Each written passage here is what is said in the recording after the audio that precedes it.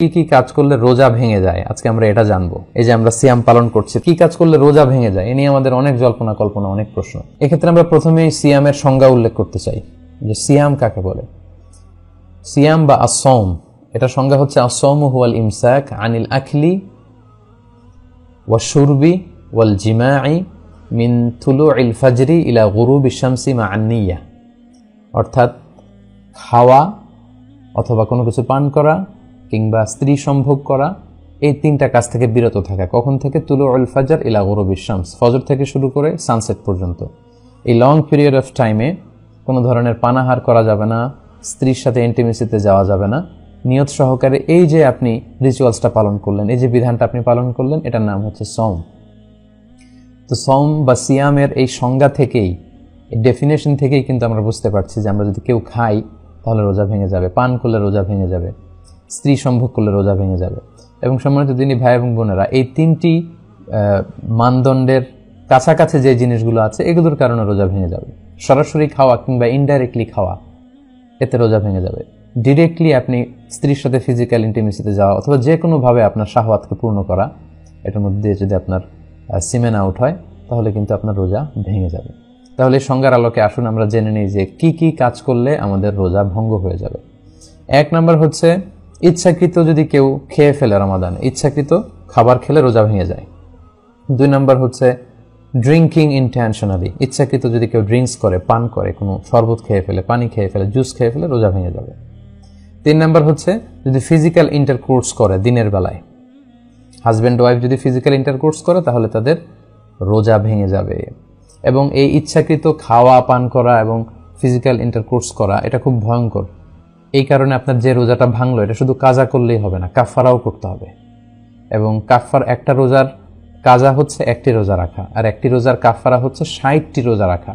60, repeat, 60টি রোজা রাখা এবং মোতাতালিয়ান, ধারাবাহিকভাবে, মাঝখানে কোনো গ্যাপ দেওয়া যাবে না। তো এটা খুবই বড় একটা থ্রেট শরিয়ার পক্ষ থেকে এবং বড় একটা ওয়ার্নিং যারা রমাদানের রোজাকে ভঙ্গ করে। এটা পানাহারের কারণে হোক, স্ত্রী সম্ভোগের কারণে হোক, হাজব্যান্ড ওয়াইফের ফিজিক্যাল ইন্টিমেসির কারণে হোক, এতে যদি রোজা ভঙ্গ হয় শুধু কাজা করলেই হবে না, আপনাকে কাফারাও দিতে হবে। এবং হানাফি এবং মালিকি মাযহাবে এই কাফারা ওয়াজিব হয় 2টি কারণে, পানাহার এবং স্ত্রী সম্ভোগ। অর্থাৎ আপনি যদি দিনের বেলা ইচ্ছা করে খেয়ে ফেলেন কিংবা ফিজিক্যাল ইন্টিমেসিতে যান স্ত্রীর সাথে, তাহলে আপনার কাজাও লাগবে, কাফারাও লাগবে। কিন্তু শাফি এবং হাম্বলি মাযহাবে শুধু স্ত্রী সম্ভোগটাকেই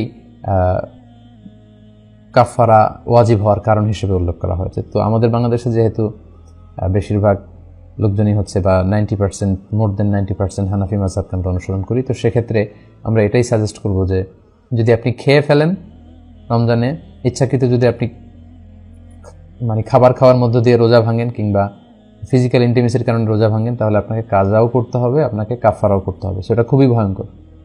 একটি রোজার কাজা হচ্ছে একটি রোজা পরবর্তীতে রাখা এবং একটি রোজার কাফারা হচ্ছে 60টি রোজা রাখা। কিন্তু 60টি রোজা রাখলেও রমাদানের একটি রোজার যে বারাকা বা মাহাত্ম্য সেটা কিন্তু হাসিল হবে না। So be aware of that. এ ব্যাপারে কিন্তু আমাদেরকে সাবধানে থাকতে হবে, কোনোভাবেই আমরা এই পাপ কাজের সাথে যেন জড়িয়ে না যাই।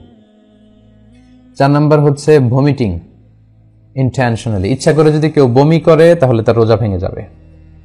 এর দলিল হচ্ছে সুনানে তিরমিজির হাদিস, হাদিসটি সহিহ।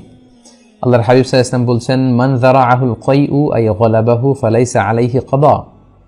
কারো যদি বমি চলে আসে, মানে বমি তার উপর বিজয় লাভ করে, অর্থাৎ বমি চলে আসলে হুট করে অসুস্থতার কারণে বা খারাপ লাগছে বমি চলে আসলো, তাহলে কিন্তু তার কাজা করা লাগবে না, রোজা ভাঙবে না। কিন্তু ওমান ইস্তাকা আমাদান, ইচ্ছা করে যদি কেউ বমি আনতে চায় এবং বমি করে ফেলে, ফালইয়াকদি, তার রোজা ভেঙে যাবে এবং সেজন্যই রোজাটি কাজা করে। তাহলে 4 নম্বরে জানলাম ইচ্ছাকৃত বমি করলে রোজা ভেঙে যায়। 5 নম্বর হচ্ছে মাস্টারবেশন, যেটাকে আরবিতে বলে আল ইস্তিমনা, বাংলায় বলা হয় হস্তমৈথুন। এই কাজ যদি কেউ করে, অর্থাৎ ইচ্ছাকৃতভাবে যদি বীর্যপাত করে, তাহলে সে কারণে কিন্তু আপনার রোজাটি ভেঙে যাবে। সো যুবক ভাইরা, যুবক যুবতীরা খুবই সাবধান, এটা একটা বড় ধরনের পাপ, কবিরা গুনাহ, মিনাল কাবায়ের।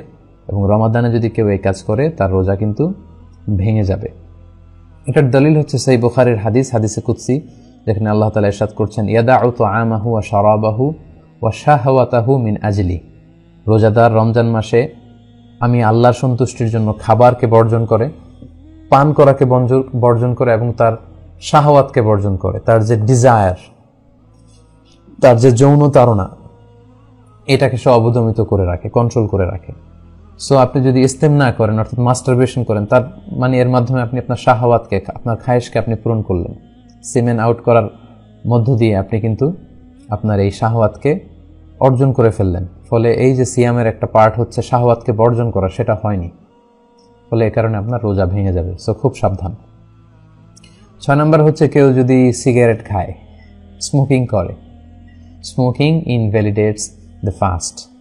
স্মোকিং এমনি তো এটা বড় ধরনের গুনাহ, এটা স্বাস্থ্যহানি হয়, পরিবেশ দূষণ করে, আশেপাশে যারা থাকে তাদেরও ক্ষতি। সো যারা স্মোকিং করছেন রমাদানে, খুবই সাবধান, আপনাদের রোজা কিন্তু ভেঙে যাচ্ছে। কারণ স্মোকিং এর মাধ্যমে যে টোবাকোর যে ধোঁয়া এবং এর মধ্যে কিছু পার্টিকেল কিন্তু আপনার দেহের ভেতরে চলে যাচ্ছে, স্টোমাকে চলে যাওয়ার সমূহ সম্ভাবনা। এই জন্য স্কলাররা বলেছেন যে স্মোকিং করলে রোজা ভেঙে যায়। 7 নাম্বার হচ্ছে নাকে যদি আপনি কোনো ওষুধ দেন, let's say nose drop, it's very sensitive. I repeat, আমি আবার বলছি, নাকে যদি আপনি কোনো ধরনের ড্রপ ইউজ করেন, কারণ our nose is a gateway to reach to our stomach. আমাদের নাক দিয়ে কিন্তু আমাদের স্টোমাকে পানি, খাবার এগুলো পৌঁছে যায়। এজন্য দেখবেন কেউ যদি অসুস্থ হয়, তাকে অনেক সময় নাক দিয়ে স্যালাইন দেওয়া হয়, নাক দিয়ে খাবার দেওয়া হয়। তার মানে নাক দিয়ে আমাদের পাকস্থলিতে বা আমাদের স্টোমাকে খাবার পৌঁছানোর একটা গেটওয়ে আছে। সো এই নোজ ড্রপে কিন্তু আপনার রোজা ভেঙে যাবে। এটা ভেরি সেন্সিটিভ, সাধারণত usually it goes in. So এই জন্য স্কলারদের ভিউ হচ্ছে যে আপনি নাকের ড্রপ যদি ইউজ করেন, এটার স্বাদ গলায় চলে যাবে এবং স্টোমাকে চলে যাওয়ার সম্ভাবনা। সো এটাতে রোজা ভেঙে যাবে। তাই আমরা সাজেস্ট করি আপনি রাত্রিবেলায় নাকের ড্রপ ইউজ করবেন। নাক দিয়ে কোনো ওষুধ ইউজ করলে কিন্তু আপনার রোজা ভেঙে যাবে। এটার দলিল হচ্ছে সুনানে তিরমিজির হাদিস। আল্লাহ রাসূল সাল্লাল্লাহু আলাইহি ওয়াসাল্লাম এক সাহাবীকে বলেছিলেন যে আসবিগিল wudu, তুমি ওযুকে পরিপূর্ণভাবে আদায় করো। ওয়া খাল্লিল বাইনাল আসাবি', আর ওযুর সময় আঙ্গুলগুলো সুন্দর করে খিলাইল করে করে পানি পৌঁছে দাও। ওয়া বালিগ ফিল ইস্তিনশাক, আর ভালো করে নাকে পানি দাও। আমরা ওযুর সময় নাকে পানি দিয়ে ইস্তিনশাক করি। তবে ইল্লা আন তাকুনা সাইমান, তবে তুমি যদি রোজা অবস্থায় থাকো তাহলে নাকে পানি দিতে যেও না। নাকে পানি দিয়ে ভেতরের দিকে টান দিও না, কারণ রোজা অবস্থায় নাকে পানি দিয়ে ভেতরের দিকে টান দিলে এটা আপনার খাদ্যনালী দিয়ে স্টোমাকে, আপনার পাকস্থলীতে পৌঁছে যাওয়ার সমূহ সম্ভাবনা, এতে রোজা ভেঙে যাবে। তাই নাকের ড্রপ যদি আপনি ইউজ করেন, আপনার রোজা ভেঙে যাবে। তাহলে সম্মানিত শুধু আমরা এই পয়েন্টটাও ভালো করে আশা করি বুঝতে পারলাম যে আমরা কি কি কাজ করলে আমাদের সিয়াম ভঙ্গ হয়ে যায়।